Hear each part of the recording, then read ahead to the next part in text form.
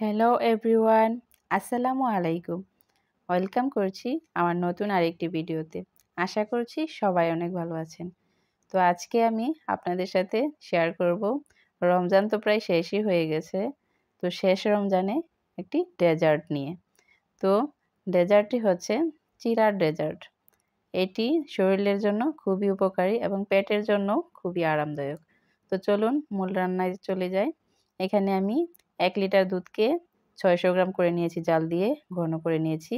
এ পর্যায়ে দিয়ে দিয়েছি আমি এখানে ১ টেবিল চামচ গুঁড়া দুধ। এটি খুব ভালো করে মিশিয়ে নিচ্ছি। মেশানো হয়ে গেলে এটি আমি এক সাইডে রেখে আরেকটি বাটিতে নিয়ে নিব এখানে টক দই। এখানে আমি ৩ টেবিল চামচ টক দই নিয়েছি। এটি আপনারা বাসায় তৈরি করে নিতে পারেন। এটি আমার বাসায় তৈরি করা ছিল আগেই। সেই টক দইয়ের ভিডিওটি আমার দেওয়া আছে ডেসক্রিপশন বক্সে। তারপর এখানে আমি নিয়ে নিচ্ছি ১ চামচ দুধ। এটি খুব ভালো করে টক দইয়ের সাথে মিশিয়ে নিব এভাবে চামচ দিয়ে।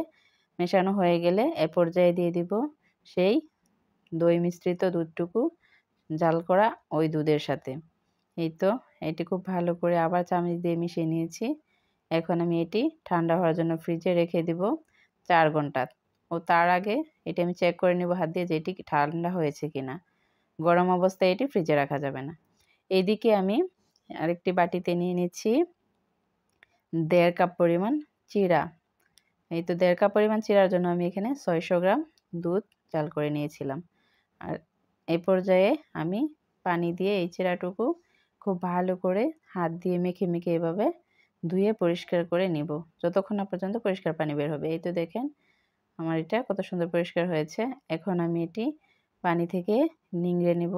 এই তো হাত দিয়ে এভাবে চেপে চেপে পানি নিংড়ে এখানে নিয়ে নিচ্ছি এই বাটিতে আমি।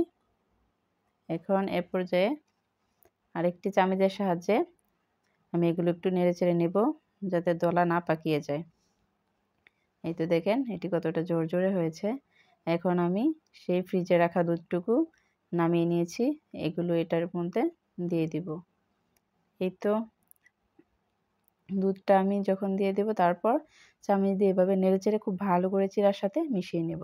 আর এ পর্যায়ে দিয়ে দিব স্লাইস করে কেটে রাখা কিছু কলা আর কিছু খেজুর। এই তো কলা আর খেজুরগুলো আমি চামচের সাহায্যে এভাবে খুব ভালো করে দুধ চিড়ার সাথে মিশিয়ে নেব। এই তো এভাবে মেশানো হয়ে গেলে এ পর্যায়ে আমি উপর দিক দিয়ে ডেকোরেশনের জন্য এবং সুন্দর দেখার জন্য কিছু টুটি ফ্রুটি দিয়ে দেব। এই টুটি ফ্রুটিটি আমি পেঁপে দিয়ে আমার বাসায় তৈরি করে নিয়েছি। এই তো দেখেন আপনারা চাইলে এখানে কালারফুল ফ্রুটসও দিতে পারেন।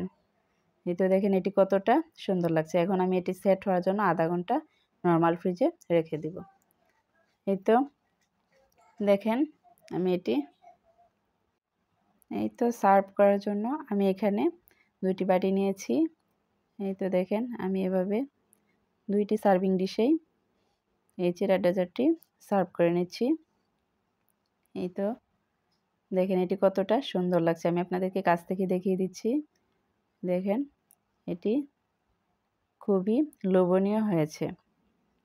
আপনারাও চাইলে রমজানের ইফতারে কিন্তু এই ডেজার্টটি বানিয়ে নিতে পারেন।